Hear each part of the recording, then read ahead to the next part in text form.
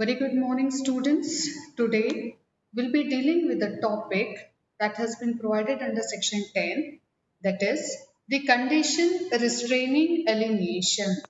Now, what do we mean by the term condition restraining alienation? Condition restraining alienation means a condition which is imposed over a transfer whereby certain limitations or restrictions being imposed in the name of that particular condition over the particular transferee. The transferor, when transferring a property, imposes somewhat a limitation or a restriction over the transferee so far as that particular subject matter is concerned. The subject matter of transfer is concerned, and hence whether such kind of condition can be imposed. If it is, then in that case, whether there is any classification relating to that particular condition, and to what extent this condition would be considered to be a valid one. This is what we are going to study today in this particular lecture, that is to say, section 10, condition restraining alienation. Now, what is the law in general? The law in general says that owner may transfer his property either conditionally or unconditionally. If suppose a owner want to transfer a property with condition, he can do so. And suppose if he do not want to put a condition while transferring a property from one person to another, then in that case it is his own will and wish that without any condition if he want to transfer, he can transfer. But suppose if he is transferring a particular property by attaching somewhat a condition to it, then in that case these conditions would limit or restrict the right of the transferee over that particular property, because these conditions are nothing but a sort of limitations and restrictions on the right of transferee. Now let us see what is the conditional transfer. The transfer which are subject to the conditions are called as a condition transfer. The transfers which are subject to the conditions are called as a conditional transfer. These conditions may be either condition precedent and condition subsequent. ये जो conditions हैं ये दो प्रकार की हो सकती है. पहला हो सकता है condition precedent and दूसरा हो सकता है condition subsequent. When we talk about the condition precedent, then in that case, condition precedent are the conditions which need to be complied before the transfer takes place. That is to say, condition precedent are put prior to the transfer, and the actual transfer depends upon the compliance of those conditions. Whatever the right the person is going to get by virtue of that particular transfer, the person is going to get only when first he have to comply the conditions attached to that particular transfer. Once he comply the conditions which are attached to that particular transfer, then only the person would get a benefit of that particular transfer, else not. Such type of a condition is called as a condition precedent. And such type of a condition, if being a lawful, if being for a valid and lawful object, if being for goodness of that particular property and transferring a right to the transferee, then in that case, such type of a condition would be termed to be a valid condition. And if such condition is attached to any particular transaction, the condition is also valid and the transfer will also be termed to be a valid one. But if it is not unlawful, but if it is against the public policy, if it is against the interest of the people, if it is against the interest of the transferee, then in that case, such type of a condition precedent will be termed to be a void condition. So, to that extent, we would say, in general, the condition precedent could be attached to any kind of transaction when a person, that is to say, transferor, transfers the property to the transferee. But whenever the condition precedent is attached to it and that condition precedent is a valid condition, then in that case, the transfer would not take effect till the time the condition is complied with. For the purposes of taking a benefit of that particular transfer, it is important that one should comply the condition precedent attached to it, and then only the fruits of that particular transfer could be enjoyed by the transferee. Next is the subsequent condition. Here the property is conveyed by the transferor to the transferee first, and later on certain conditions being imposed which need to be complied with. If suppose these conditions are not fulfilled, or if these conditions are not complied with, then in that case the transferee would be losing his right to retain that particular property which has been transferred by the transferor to the transferee. It means the subsequent conditions are those which are to be fulfilled after transfer, and therefore these conditions are need to be strictly complied with. Because if these conditions are not complied, then in that case such type of conditions would affect the right of the transferees after the transfer takes place. So important is what both the conditions definitely is having in their area are having the importance, the condition precedent as well as condition subsequent. But condition precedent is such kind of a nature wherein unless and until the condition is fulfilled, the transferor is not going to get any interest in the property.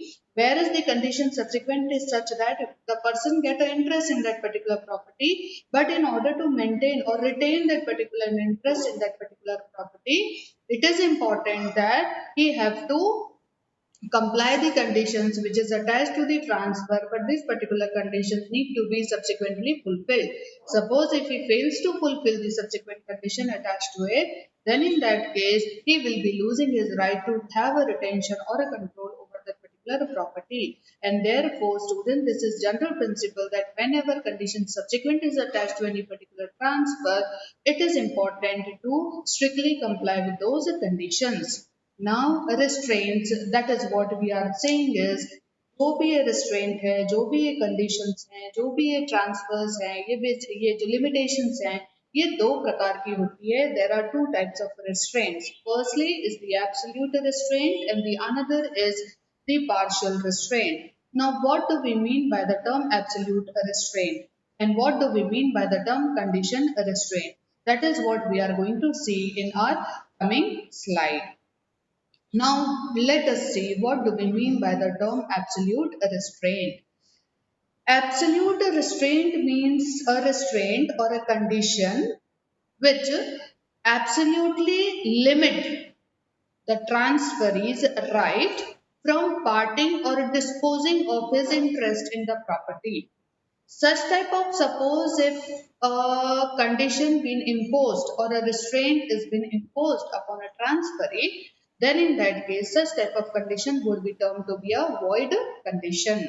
अगर मैं कहूँ कि मैं आपको परवेज को मैं property देती हूँ, प्रोवाइडेड परवेज ये प्रॉपर्टी किसी को भी ट्रांसफर नहीं करेगा, अगर इस कंडीशन पे वो रेडी है तो जाके मैं प्रॉपर्टी उसको दूंगी. इफ परवेज को प्रॉपर्टी मिलने वाली है बट उसको एंजॉय करने का राइट या उसको डिस्पोज ऑफ करने का राइट या उसमें से पार्ट प्रॉपर्टी किसी को बेचने का राइट नहीं है, देन इन दैट केस ये जो मैंने कंडीशन अटैच की है, ये condition would be term to be a void condition.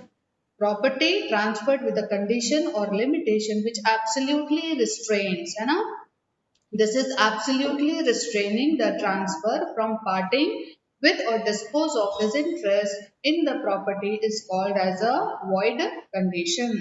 Next is restraint on alienation is absolute if it takes away the right to dispose of and therefore have no effect. अगर मैं condition डाल रही हूँ alienate करते वक्त में कि सामने वाला इसको further alienate नहीं करेगा, जैसा कि मैंने ऊपर भी बताया, वो कैसा है, उसको फर्दर एलिनेट नहीं करेगा, ट्रांसफर नहीं करेगा. तो एक तरीके से क्या हो गया, मैंने एक एब्सोल्यूट कंडीशन डाल दी जिसमें कि वो प्रॉपर्टी फ्यूचर में जाके स्टैटिक हो जाएगी, वो पर्सन जब तक है तब तक वो प्रॉपर्टी को एंजॉय करेगा, बट लेटर ऑन उस प्रॉपर्टी का क्या, क्योंकि वो प्रॉपर्टी को क्या नहीं कर सकते, हम एलिनेट नहीं कर सकते हैं. Once we can not alienate the property become static.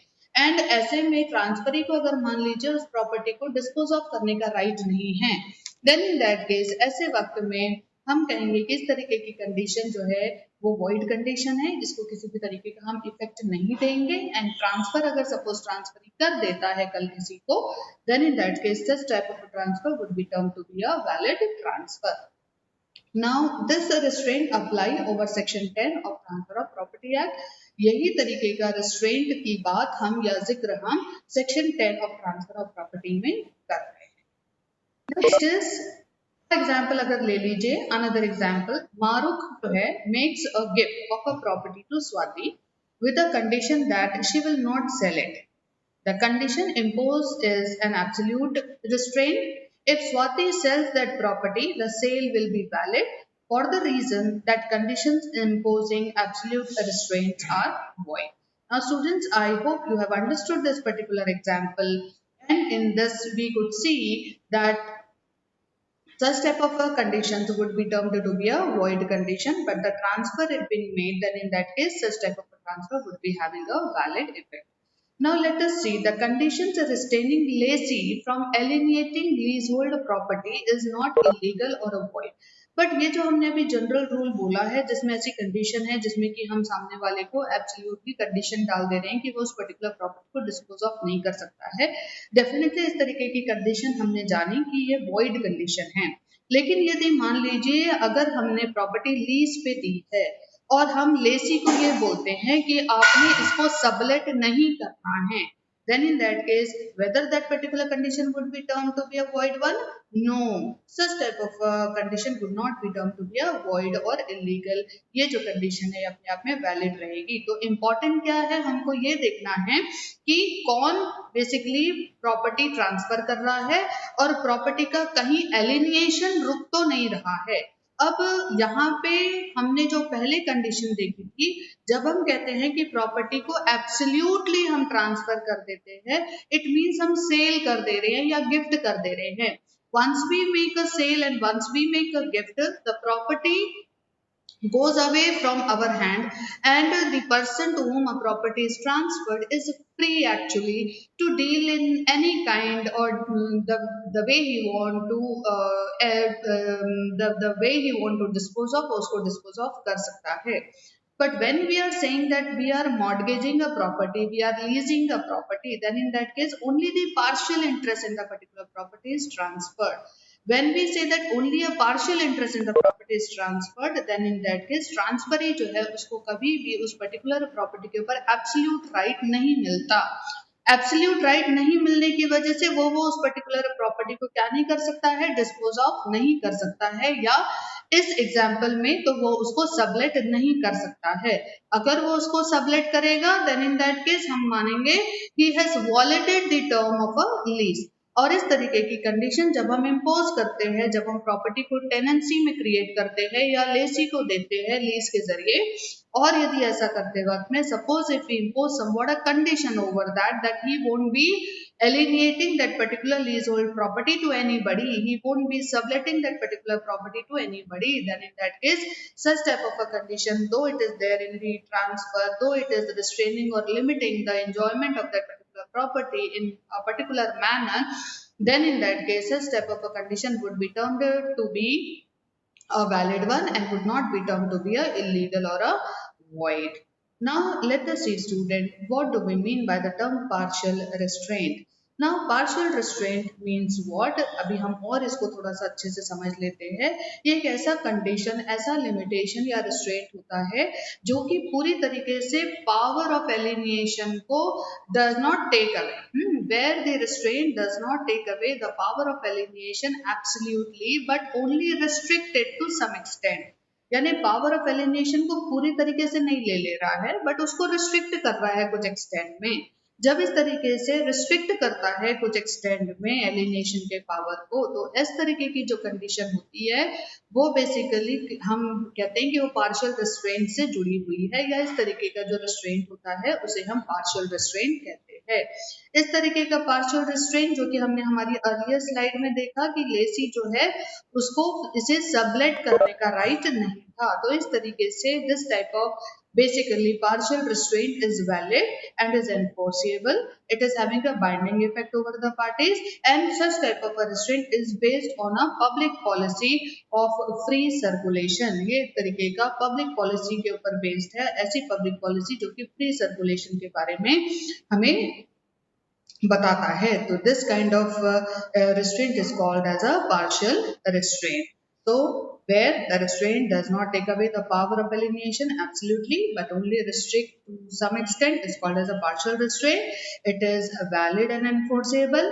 It is having a binding effect, and such a restraint is based on the public policy of free circulation. Now let us see, there is an exception to these two. Now what is this exception? There are two exceptions to this particular section. Firstly, the lease, as we have seen, subletting is not allowed, and subletting जो है यदि हम restrict करते हैं, prohibit करते हैं, तो वो valid condition मानी जाएगी. हमने हमारे earlier slide में भी पढ़ा. Second one is relating to married women. If a property is transferred to a married woman for her beneficial enjoyment or a maintenance for a life out of the income of the property, then in that case she cannot transfer such property and the condition is valid.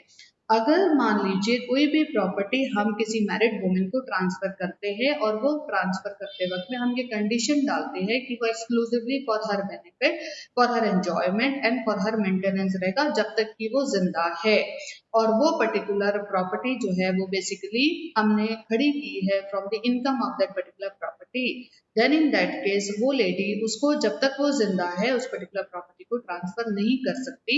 इस तरीके की condition अगर हम डालते हैं, then in that case वो condition भी अपने आप में वैलिड कंडीशन ही कहलाई जाएगी and would be having a binding effect over that particular married lady.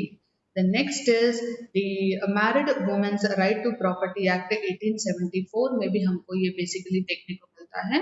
अब ये जो प्रोविजन इस particular married women's right to property act 1874 में जो देखने को मिला है वो बेसिकली क्या कहता है, तो ये एक्ट एप्लीकेबल होता है to the married women who are not Hindu, Muslim और बुद्धिस्ट. क्यों हिंदू, मुस्लिम और बुद्धिस्ट को अप्लाई नहीं होगा? For the reason their right in the property are governed by the personal laws, and because their right in the property are governed by the personal laws, तो हम यहाँ general law की applicability नहीं करेंगे. But yes, if the women make a declaration that she want to be governed by the general law, then in that case married women right to property act 1874 के तहत वो अपना right जो है वो particularly इसमें enforce कर सकती है. Next is property transfer to a married woman with a condition that she cannot transfer. It is a valid one.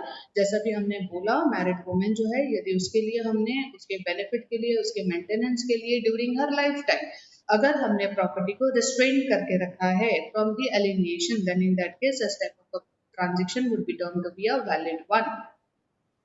Next is even a decree passed against a married woman against such property cannot be executed by attachment or a sale of the property.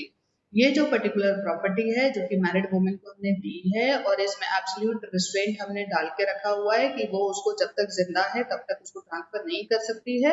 ऐसे वक्त में मान लीजिए उस particular property के ऊपर किसी तरीके का कोर्ट का डिक्री आ जाता है और वो डिक्री के तहत मान लीजिए एग्जीक्यूशन करना है और एग्जीक्यूशन के तहत प्रॉपर्टी को अटैच करके या फिर उसको सेल करना है, then in that case even that could not be done over that particular property for the reason that that particular property has been subject to